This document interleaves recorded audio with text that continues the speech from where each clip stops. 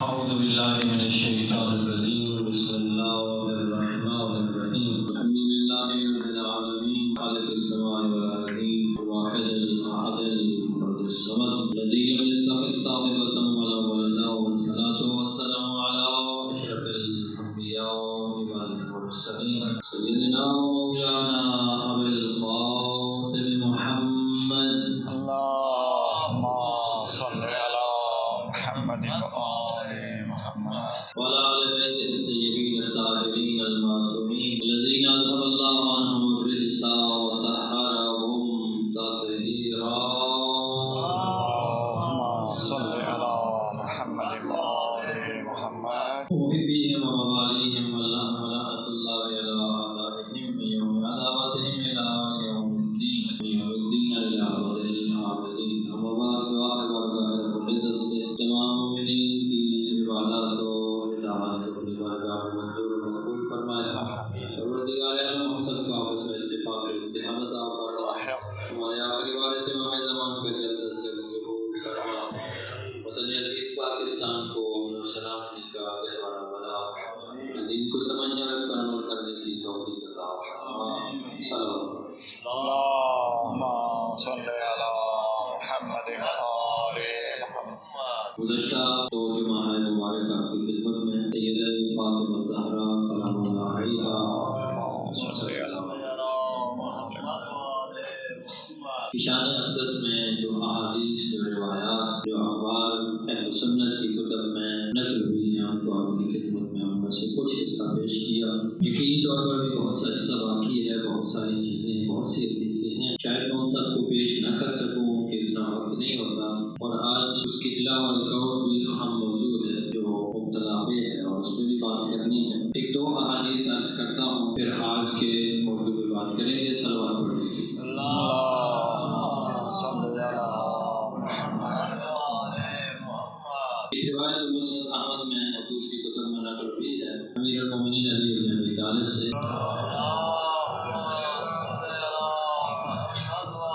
تو انہی کے الفاظ میں بیان کرتا ہوں. عن علی رضی اللہ عنہ قال قال رسول اللہ صلی اللہ علیہ وآلہ وسلم لفاطمہ انی وإیاک بہذین بہذا الراقد فی مکان واحد یوم القیامہ. فرمایا پیغمبر اکرم نے حضرت فاطمہ سے مخاطب ہو کے کہ تم اور یہ دونوں، اشارہ کیا امام حسن اور امام حسین کی طرف، اور یہ سونے والا کہ اس وقت حضرت علی بستر پر شاید آرام فرما رہے تھے کہ یہ حالت بیماری میں تھے. بہرحال آگے اس کی تفصیل نہیں بتائی گئی، اور اشارہ کیا حضرت علی کی طرف، فرمایا کہ روز قیامت ایک ہی مکان میں ہوں گے. یہ روایت مسند احمد بن حنبل میں موجود ہے. کتاب فضائل الصحابہ جلد نمبر 2 حدیث کا نمبر ہے 1183. اسی طرح بزاز نے بھی اپنی مسند میں نقل کیا ہے، امام شیبانی نے سنہ میں نقل کیا ہے، مجموع الزوائد میں حیثمی نے نقل کیا ہے، ابن اسیر نے اسد الغابہ فی معرفۃ الصحابہ جلد نمبر 7 میں نقل کیا ہے. اسی حوالے سے ایک اور حدیث ہے بروز قیامت جو بیوی کا مقام بتاتی ہے. عن علی رضی اللہ عنہ قال سمعت النبی صلی اللہ علیہ وآلہ وسلم یقول اذا کان یوم القیامت نادى مناد من وراء الحجاب یا اہل الجمع غضوا ابصارکم عن فاطمہ بنت محمد صلی اللہ علیہ وآلہ وسلم حتی تمر. کہ حضرت علی بیان کرتے ہیں کہ میں نے حضور نبی اکرم صلی اللہ علیہ وآلہ وسلم کو یہ فرماتے ہوئے سنا کہ قیامت کے دن ایک ندا دینے والا پردے کے پیچھے سے آواز دے گا، اے اہل معاشر اپنی نگاہیں جھکا دو تاکہ فاطمہ بنت محمد کا گزر ہو جائے. یہ حدیث حاکم نیشابوری نے اپنی المستدرک میں ذکر کیا. المستدرک علی الصحیحین، اس کا تعارف پہلے پیش کر چکا ہوں. جلد نمبر 3 ہے، صفحہ 166. حدیث کا نمبر ہے 4728. محب تبری نے ذخائر العقبہ میں اور ذکر کیا ہے. ابن اسیر نے اسد الغابہ میں اسی جلد نمبر 7 میں ذکر کیا. ایک روایت ابو ہریرہ سے بھی ہے کہ ابو ہریرہ رضی اللہ عنہ قال قال رسول اللہ صلی اللہ علیہ وآلہ وسلم تبعث الانبیاء یوم القیامت علی الابواب لیوافوا بالمؤمنین من قومهم المحشر ویبعث الصالح علی ناقته وابعث علی البراق خطأها عند اقصى طرفها وتبعث فاطمہ امامی. کہ ابو ہریرہ روایت کرتے ہیں کہ حضور نبی اکرم صلی اللہ علیہ وآلہ وسلم نے فرمایا انبیاء کرام قیامت کے دن اپنے اپنے سواری کے جانوروں پر سوار ہو کر اپنی اپنی قوم کے مسلمانوں کے ساتھ میدان محشر میں تشریف لائیں گے، اور حضرت صالح اپنی اونٹی پر تشریف لائیں گے، اور مجھے براق پر لایا جائے گا جس کا قدم اس کی منتہائے نگاہ پر پڑے گا، اور میرے سامنے میرے آگے آگے سیدہ فاطمہ ہوں گی۔ اس حدیث کو بھی حاکم نے نقل کیا ہے مستدرک میں، اور جلد نمبر 3 حدیث کا نمبر ہے 4727۔ اسی ذیل میں ایک اور حدیث نقل کی جاتی ہے کہ علی رضی اللہ عنہ قال قال رسول اللہ صلی اللہ علیہ وآلہ وسلم ان اول من يدخل الجنۃ انا وفاطمہ والحسن والحسین قلت یا رسول اللہ فمحبونا قال من برائکم، کہ حضرت علی بیان کرتے ہیں رسول اللہ نے فرمایا کہ میرے ساتھ سب سے پہلے جنت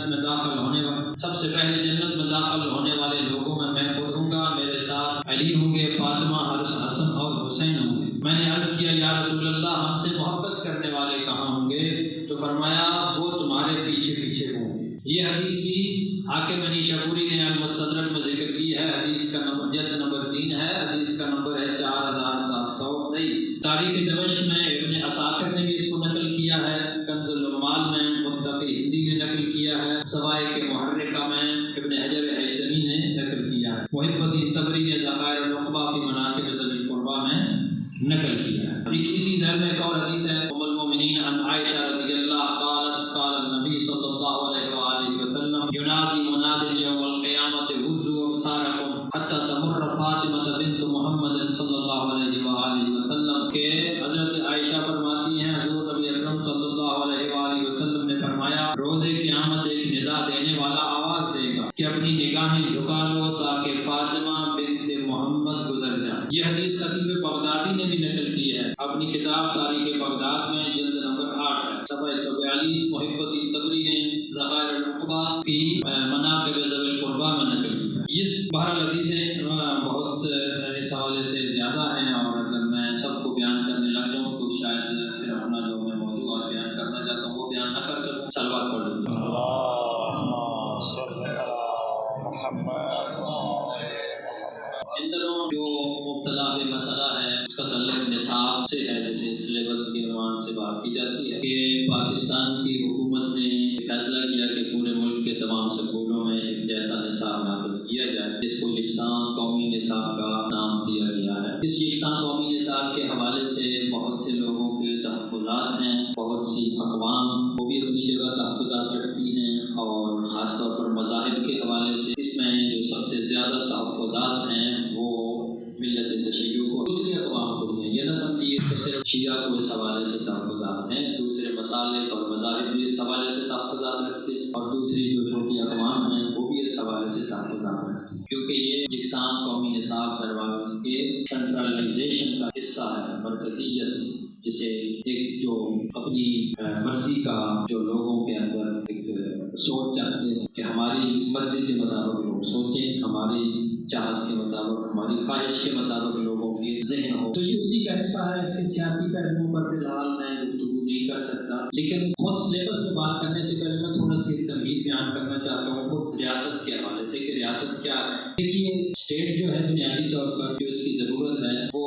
باہمی تنازعات کو حل کرنا، مختلف ملی اور قومی اداروں کو چلانا، مختلف ادوار میں اسٹیٹ کی مختلف حیثیت یا خاصیت رہی ہے۔ آج کل ایک نعرہ بڑا مقبول ہے، بڑا لوگوں کو پسند بھی آتا ہے کہ ریاست جو ہے وہ پوری مذہبی ہونی چاہیے اور ریاست مسلمان ہونی چاہیے۔ باوجود میں اس نعرے کا کے حق میں نہیں ہوں، خیر اس پہ بھی ابھی زیادہ ڈیٹیل میں بات کرنے کا موقع نہیں ہے۔ دیکھیے جو قدیم زمانے کی ریاست تھی، پیغمبر اکرم کا دور تھا، اس زمانے میں ریاست بھی بڑی مختصر تھی، مدینے کے اندر نہ کوئی تفصیلی کوئی ادارے تھے، نہ کوئی اس کے اندر کوئی بڑا سیٹ اپ تھا، جو بھی کام آتا تھا اس کا فیصلہ ملا کر پیغمبر اکرم کے حوالے کر دیا جاتا تھا۔ پھر سب سے بڑی بات یہ تھی کہ پیغمبر معصوم تھے، ان کا واسطہ تھا خداوند متعال سے براہ راست وحی کے ذریعے سے ان کا رابطہ تھا، تو لہٰذا ان کی کسی بات پر، کسی فیصلے پر، کسی مسلمان کو، کسی اہل ایمان کو چون و چرا کی جو ہے نا وہ کسی کے دل میں ہی نہیں ہوتی تھی۔ زبان پر آنا تو دور کی بات، اور جن کے زبانوں پر آتی تھی ان کے پھر ایمان کے اندر مسئلہ پیدا ہوتا تھا۔ لیکن جدید زمانے میں ریاست جو ہے نا وہ ایک وسیع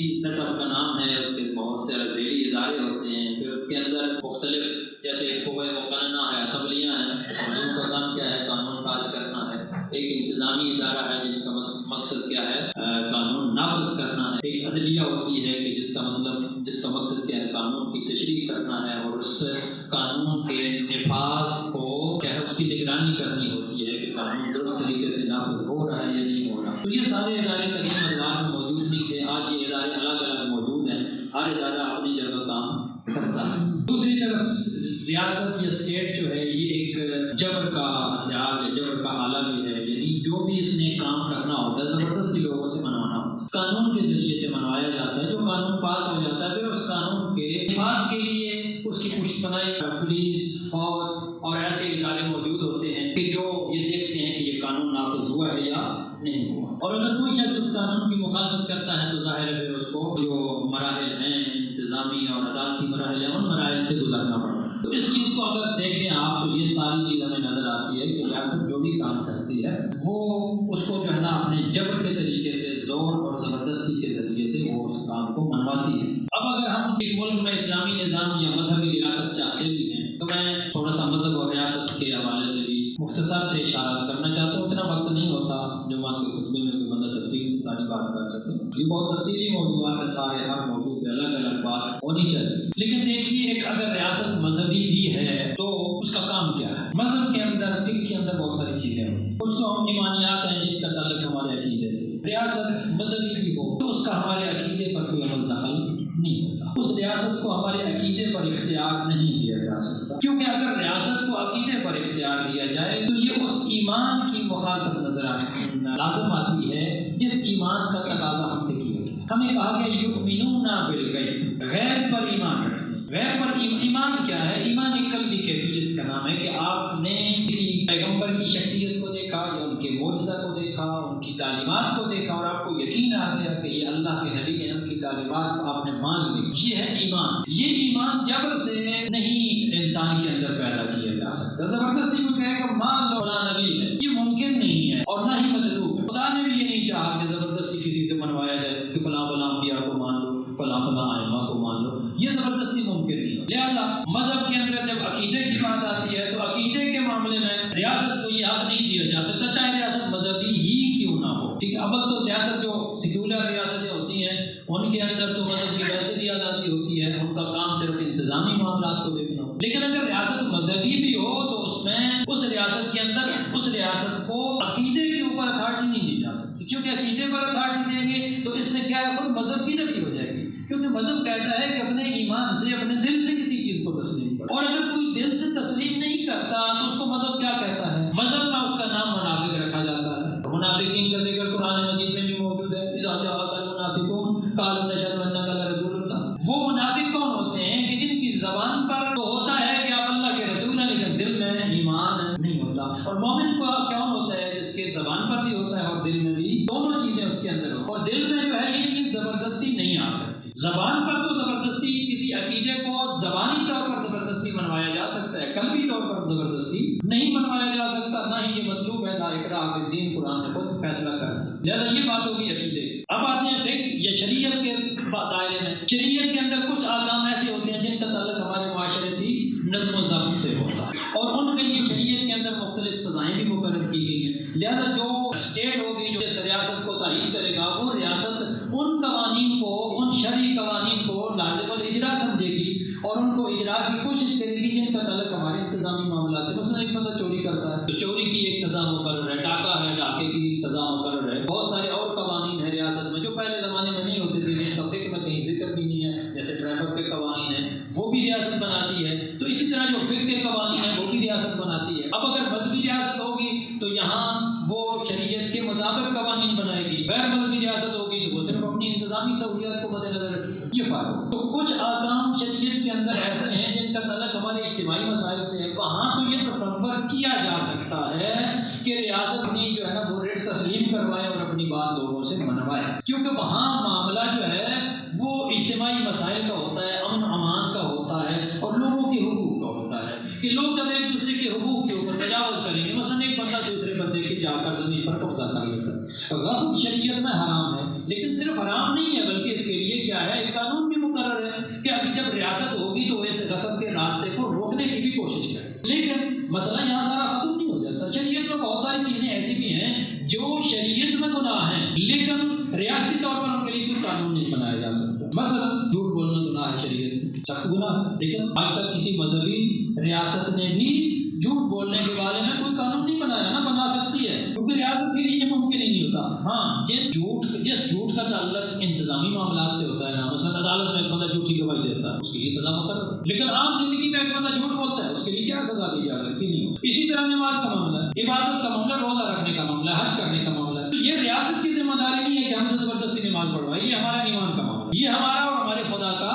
معاملہ ہے. اب جب ریاست یہاں انوالو ہوگی اور کہے گی کہ ریاست نے ہی نماز پڑھانی ہے تو ریاست اپنے مخصوص طریقے سے پڑھوائے گی. بعض ریاستوں میں یہ طریقہ کار اختیار کیا بھی گیا، جیسے کچھ عرصہ پہلے تک سعودی عرب کے اندر لازم سمجھا جاتا تھا کہ نماز کے وقت ساری دکانیں بند کر دی جائیں، ہر بندہ جماعت میں شامل ہو جائے، اور جو نہیں ہوتا تھا اس کو مختلف جرمانے کیے جاتے تھے، سزائیں دی جاتی. تو ابھی ان کو بھی یہ بات سمجھ آ گئی ہے، بہت ساری وہاں بھی نرمیاں ہو گئی، کیونکہ نماز انسان کا اور خدا کا معاملہ ہے. یہی مسئلہ روزہ بندے کا، میرا اور خدا کا معاملہ. حج کرنا ریاست زبردستی ہم سے حج نہیں کروا سکتی، یہ میرا اور خدا کا معاملہ ہے. تو بہت ساری چیزیں ہیں شریعت کے اندر کہ جن کے لیے کوئی سزا قانونی طور پر مقرر نہیں کی جا سکتی. وہ انسان کا اور خدا کا معاملہ ہوتا ہے، اس کے ایمان کا معاملہ ہے، اس کے عمل کا معاملہ. تو وہ اپنے طریقے سے، جس طریقے سے اس کے بزرگان نے بتایا ہے یا اس کے علماء دین نے بتایا، اسی طریقے سے بتایا. اب پھر ایک مسئلہ یہ بھی آ جاتا ہے کہ فقہ کے اندر چونکہ ہر بسا اوقات مختلف مسالے کے ہیں، ہر مسلک کا نظریہ الگ ہوتا ہے. مثلا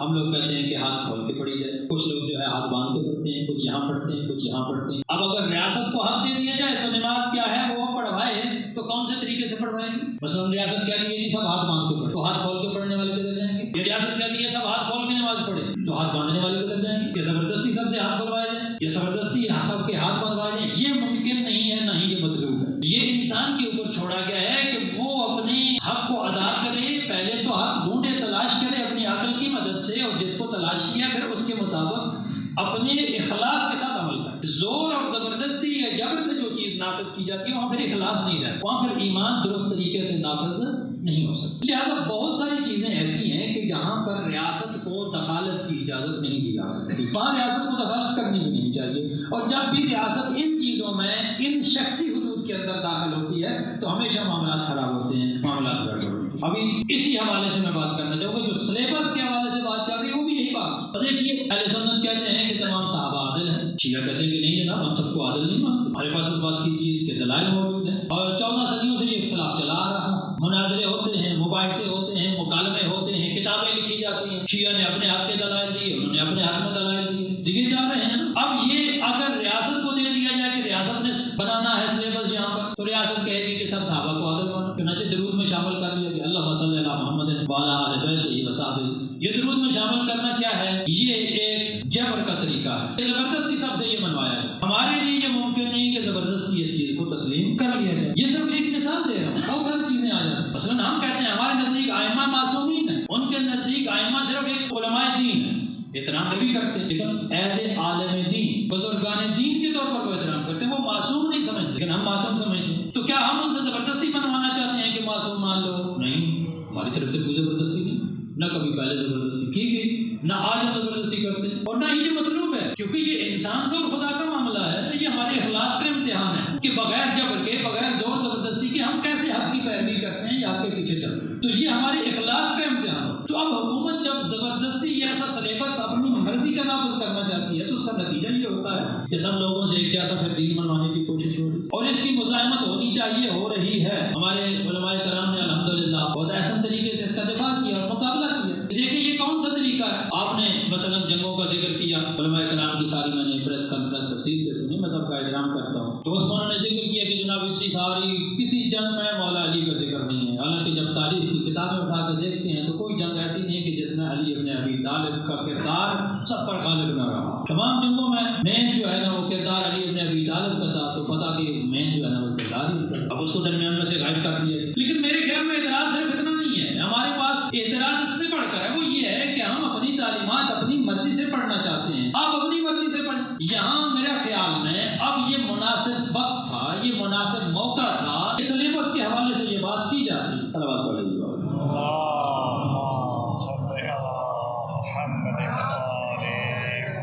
یہی وہ موقع تھا کہ جب سلیبس سلیبس کے حوالے سے یہ بات کی جاتی ہے کہ سلیبس ہر مسلک کا اس کے اوپر ہی چھوڑ دیا جائے. مثلا اگر ریاست چاہتی بھی ہے مذہبی باتوں کو بیچ میں سلیبس میں شامل کرنا چاہتی ہے تو وہ ان چیزوں کو رکھے جو مشترکات ہیں، جن کو سنی شیعہ سب مانتے ہیں، خاص طور پر اخلاقی چیزیں، اور اہل بیت کو تو سب مانتے ہیں، اہل بیت کا احترام بھی کرتے ہیں، اہل بیت کے اوپر درود ایک قدیم زمانے سے چلا آ رہا ہے، اہل سنت کی کتابوں میں بھی لکھا ہوا ہے، خود اہل سنت اپنی نمازوں میں بھی پڑھتے ہیں، درود ابراہیمی نہیں پڑھتے، ہر نماز کا یہ جز ہے. امام شافعی نے کیا کہا تھا کہ یا اہل بیت محمد حبکم فرض من اللہ فی الکتاب انزلہ، کہ یہ اللہ کی طرف سے فرض ہے جس کو اللہ نے قرآن میں نازل کیا ہے. کہ پھر وہ کہتا ہے کہ کفاکم فی الفخر انکم من لا صلاۃ من لم یصلی علیکم لا صلاۃ لہ، کہ اے اہل بیت نبوی آپ کے لیے یہی فخر کافی ہے کہ جو نماز میں آپ کے اوپر درود نہیں بھیجتے اس کی نماز ہی نہیں ہوتی. تو جب نماز ہی نہیں ہوتی درود آپ اس میں پڑھتے ہیں تو اب آپ کیا چاہتے ہیں کہ اس درود میں سعادہ صاحب کو بھی شامل کر دیا جائے؟ یہ تو ممکن نہیں. 1400 سال سے جو درود چلا آ رہا ہے اس درود کو اسی طرح سالم رہنے دیجیے. تو یہ اتفاقی چیزیں، اہل بیت کا مقام مشترکہ مقام ہے شیعہ سنی کے مشترکات میں، اس کو تو آپ سلیبس میں رہنے دیں، لیکن جو اختلافی مقام ہے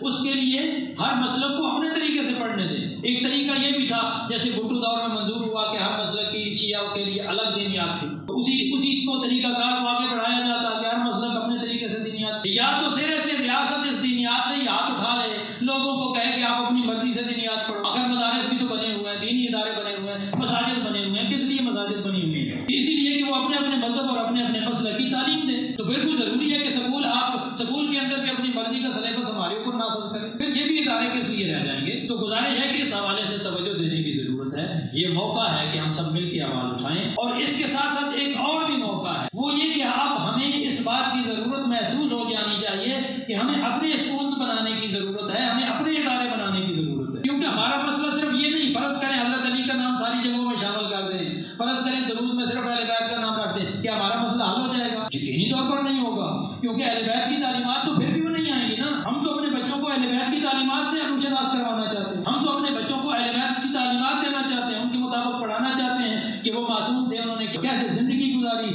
یہ تبھی ہو سکتا ہے جب آپ اپنے ادارے بنائیں. اب یہ موقع ہے، ملت کو چاہیے کہ اس حوالے سے بھی سوچے. ہم نے بھی ایک چھوٹی سی کوشش کی، آپ کے قریب ایک اسکول بنایا ہے، لیکن بہرحال جو ملت کے مخیر افراد ہیں جو بڑا کام کر سکتے ہیں، جو بڑی انویسٹمنٹ کر سکتے ہیں، میرے خیال میں انہیں بھی آگے آنا چاہیے، آگے پڑھنا چاہیے، اور اس موقع سے فائدہ اٹھا کر اپنی قوم کے لیے ادارے بنانے چاہیے. بہرحال وہ تو ایک طویل کام ہے، اس سے پہلے جو سب سے ضروری کام ہے کہ ہر شخص جس مقام پر ہے، جس جگہ پر ہے، وہ جس طریقے سے بھی آواز اٹھا سکتا ہے اپنے حق کے لیے آواز اٹھائے کہ یہ یکساں قومی نصاب ہمیں کسی صورت میں منظور نہیں ہے. ہم اپنی دینیات کو اپنے طریقے سے پڑھیں گے، پڑھتے چلے آ رہے ہیں، اور انشاءاللہ العزیز پڑھتے رہیں گے. کسی بھی جبر کو کسی صورت میں تسلیم نہیں کریں گے. والسلام علیکم.